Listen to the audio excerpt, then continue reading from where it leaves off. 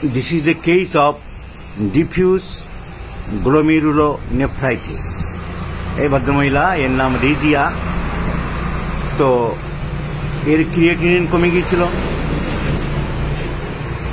এর নেফ্রাইটিস হয়েছিল, পা ফুলে যেত, প্রস্রাব দিয়ে রক্ত বেরোতো, প্রস্রাব কমে গিয়েছিল।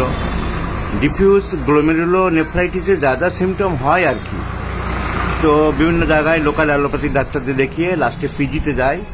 পিজি থেকে পরীক্ষা নিরীক্ষা করে বলল, তোমার তো অবস্থা খুবই খারাপ, তোমাকে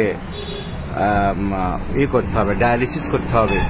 ও খুব ঘাবড়ে গেছিল, গরিব মেয়ে, গ্রামের গরিব মুসলমান মহিলা, ও স্বামী রোজগার করতে পারে না, দিনমজুরি করে, কিভাবে চলবে। খুবই সমস্যার মধ্যে পড়ে গিয়ে আমার কাছে এসেছিল। তো হোমিওপ্যাথিক চিকিৎসা করার পরে রিজিয়া সম্পূর্ণ সুস্থ। আজকের ইউএসজি রিপোর্ট আমি দেখাচ্ছি, দেখো ওর কিডনি সম্পূর্ণ নর্মাল হয়ে গেছে, ওর ক্রিয়েটিনিন নর্মাল। রিজিয়া, ডাক্তারদের মনের জোর বাড়ানোর জন্য, শেখানোর জন্য এই কেসটা আমি ডাক্তারদের মিটিংয়ে দেখাবো। তুমি বলো তোমার সমস্যাটা। আমি তো কিছুটা বলেছি, তোমার কি হয়েছিল? আমার পয়লা হয়েছিল, পুরো পাটা ফুলে গেছিল। তারপর আমি ওকে নিয়ে হসপিটালে গেল, পিজিতে।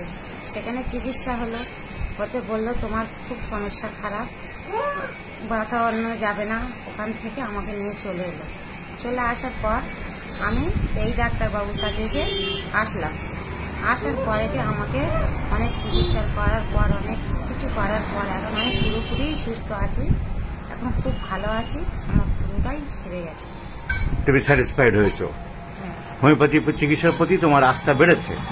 তার যারা বলে হোমিওপ্যাথি ওষুধে কাজ হয় না, নাক ছিটকায়, তুমি তো নিজে দেখলে। তোমাকে তো ওরা বলেছিল যে খুব খারাপ অবস্থা, তোমার ডায়ালিসিস করতে হবে, তুমি তো হোমিওপ্যাথিতে সুস্থ হলে। তোমার আল্ট্রাসোনোগ্রাফি রিপোর্টটা দাও, আমি এই রিপোর্টটাও ডাক্তারদের দেখাবো।